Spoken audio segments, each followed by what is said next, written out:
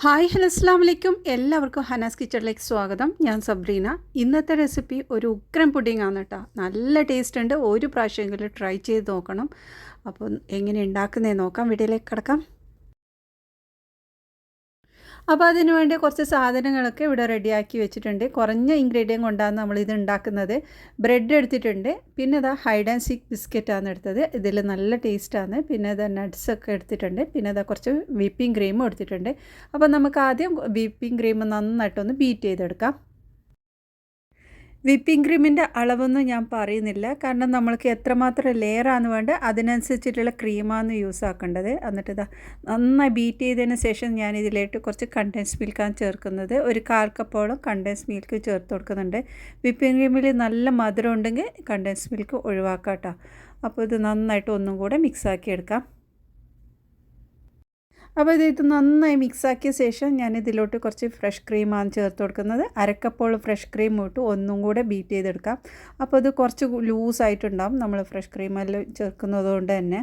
അതൊന്നും കുഴപ്പമില്ല കേട്ടോ. അപ്പോൾ അതൊന്ന് മാറ്റി വെച്ചിട്ടുണ്ട്. ഇനി നമ്മൾക്ക് ബ്രെഡാണ് ആവശ്യം. ബ്രെഡിൻ്റെ സൈഡൊക്കെ നമുക്കൊന്ന് കട്ട് ചെയ്ത് മാറ്റി വെക്കാം. അപ്പോൾ 5 സ്ലൈസ് ബ്രെഡാണ് ഞാനിവിടെ എടുത്തത്. ഇനി നമുക്കിത് മിക്സിയുടെ ജാറിലേക്കിട്ട് നന്നായിട്ടൊന്ന് പൊടിച്ചെടുക്കാം. നല്ല ഫൈനായിട്ട് പൊടിക്കണമെന്നില്ല, ചെറുതായിട്ടൊന്ന് പൊടിച്ചെടുത്താൽ മതി. ഈ ഒരു രീതിയിൽ പൊടിച്ചെടുത്തിട്ടുണ്ട്.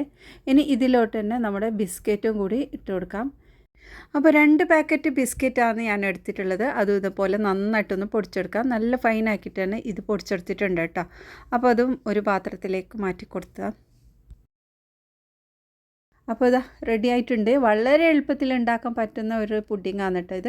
പിന്നെ നമ്മൾ ഈ ഒരു ബ്രെഡിലേക്ക് ഈ ബിസ്ക്കറ്റ് പൗഡർ ഇട്ട് നന്നായിട്ടൊന്ന് മിക്സ് ആക്കി എടുക്കാം. നമുക്ക് എത്രമാത്രം ബിസ്ക്കറ്റാണ് ആവശ്യമുള്ളതെന്ന് വെച്ചാൽ അതിനനുസരിച്ചിട്ടിട്ട് നന്നായിട്ടൊന്ന് മിക്സ് ആക്കി എടുക്കാം. ഇത്രയേ ഉള്ളൂ, വളരെ ഈസിയാണ്.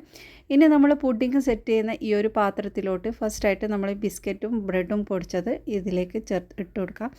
അപ്പോൾ ഫസ്റ്റ് ലെയറായിട്ട് ഇതൊന്ന് കുറച്ച് കൂടുതൽ തന്നെ കട്ടിയിൽ തന്നെ ഇട്ട് കൊടുക്കാം.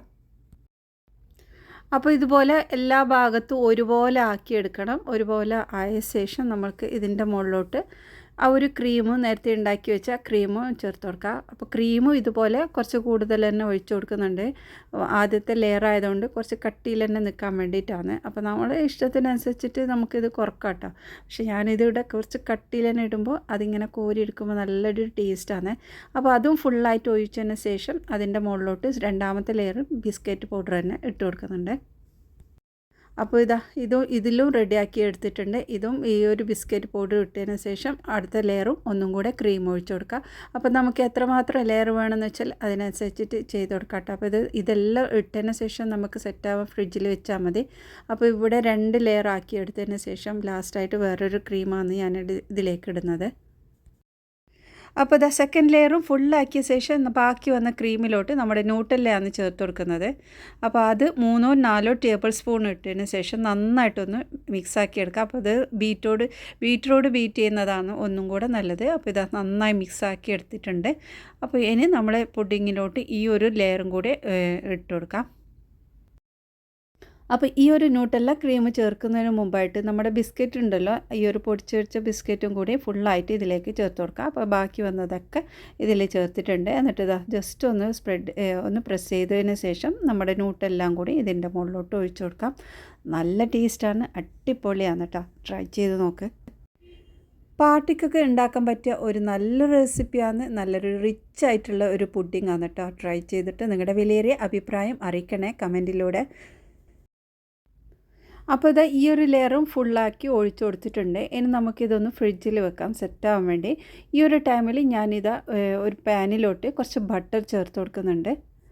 ബട്ടർ മെൽറ്റായ സമയത്ത് നമ്മൾ ഇതിൽ നേരത്തെ എടുത്ത് വെച്ച നട്ട്സൊക്കെ ചേർത്ത് കൊടുക്കുക. അപ്പോൾ ഇതിലേക്ക് പിസ്ത, ബദാം, കാഷ്യൂനട്ടും ഒക്കെ ഉണ്ട് കേട്ടോ. അപ്പോൾ നമുക്ക് ഏത് നട്ട്സാണ് വേണ്ടത് അത് ഉപയോഗിക്കാം കേട്ടോ. അപ്പോൾ അതൊന്ന് ജസ്റ്റ് ഒന്ന് ചൂടാക്കി എടുത്തതേ ഉള്ളൂ. ഇനി നമുക്കിത് മിക്സിയിലെ ചെറിയ ജാറിലോട്ട് ഒന്ന് പൊടിച്ചെടുക്കുക. ഒരുപാട് പൗഡർ പോലെ ആവണമെന്നില്ല, കുറച്ചൊന്ന് ചെറുതാക്കിയെടുക്കുക. ഇത് കുറച്ച് വലിയ സൈസ് ആയതുകൊണ്ട് ചെറുതാക്കിയെടുത്തിട്ട് നമുക്ക് പൊടിച്ചെടുക്കാം. അപ്പോൾ ഇതാ ഇത്രയും പൊടിച്ചെടുത്തിട്ടുണ്ട്. ഇനി നമ്മുടെ പുഡിങ്ങിൻ്റെ മുകളിലോട്ട് ഇട്ട് കൊടുക്കുക. ഇത് നമുക്ക് വേണമെങ്കിൽ ഇതിൻ്റെ ലെയറിൻ്റെ ആ ഒരു ഇതിലും ചേർത്ത് കൊടുക്കാവുന്നേ ഉള്ളൂ കേട്ടോ. അപ്പോൾ ഒരുപാട് ക്രഞ്ചിനെസ് വേണമെന്നുണ്ടെങ്കിൽ അങ്ങനെ ഇടാം. അല്ലെങ്കിൽ ഇതുപോലെ മുകളിലോട്ട് മാത്രമായിട്ട് ഒരു ഡെക്കറേഷൻ പോലെ ഒരു ക്രിസ്പി ആവാൻ വേണ്ടിയിട്ടും ഇതുപോലെ ചെയ്തെടുത്താലും മതി. നല്ല ടേസ്റ്റ് ഉണ്ട്. അപ്പോൾ ഇതാ ഇത് ഒന്ന് സെറ്റായതിന് ശേഷം കട്ട് ചെയ്യാം. ഇതുപോലുള്ള ഒരുപാട് റെസിപ്പീസ് ചാനലിലുണ്ട്. താല്പര്യമുള്ളവർ കണ്ടു നോക്കണേ. ഇനി അടുത്ത നല്ല റെസിപ്പിയുമായി വീണ്ടും വരാം. ബായ്.